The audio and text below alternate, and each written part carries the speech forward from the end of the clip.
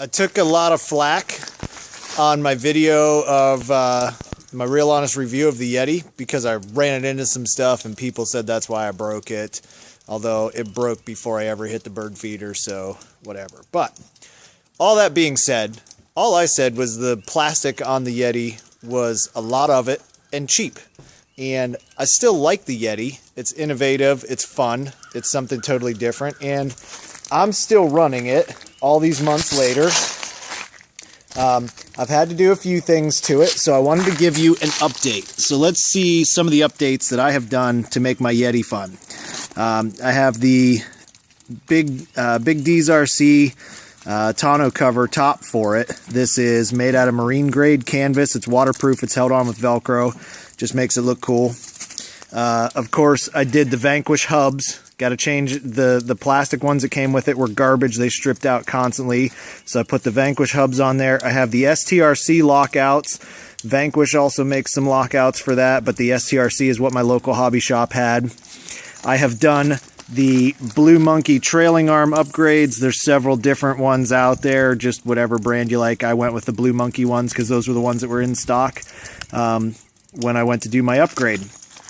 I have changed out the front. As you can see, I have Vanquish front knuckles on there now because the plastic knuckles were really weak, so I put the Vanquish knuckles on there.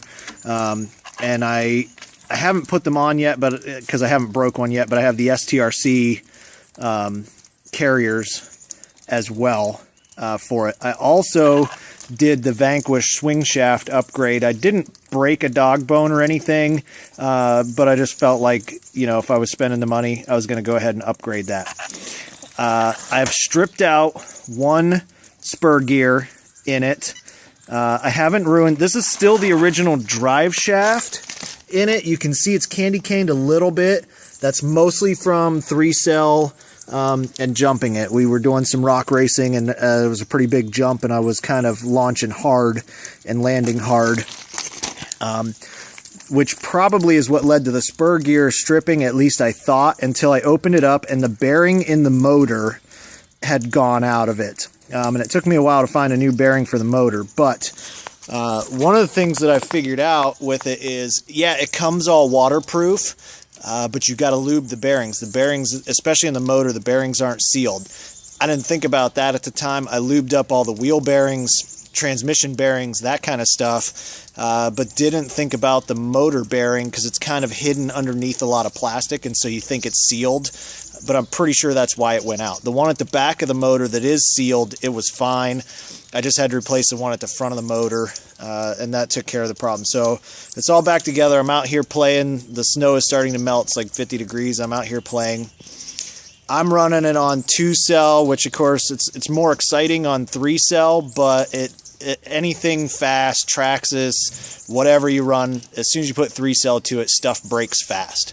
So if you don't want to break it, leave it on 2-cell. I definitely recommend, you know, if you're going to get one, they're fun.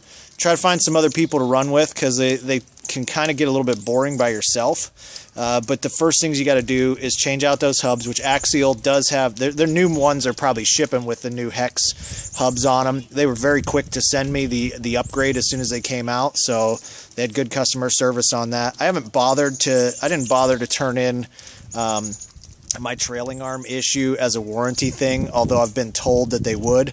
Now, I was out in California when I broke the steering knuckle, and the guy from Axial, I met the guy from Axial, and he provided me with a new one right away. So their customer service is top notch as far as I'm concerned. So even the cheap plastic part aside, if customer service is good enough to fix the problem, then hey, that's good enough for me. So, you know, they're the only one out there like it right now. I mean, you got the twin hammers, but it's pretty small, and I had issues with it breaking at the same time. So I'd say for these, upgrade the trailing arms and upgrade the knuckles and the hexes, and you're probably good to rock and roll.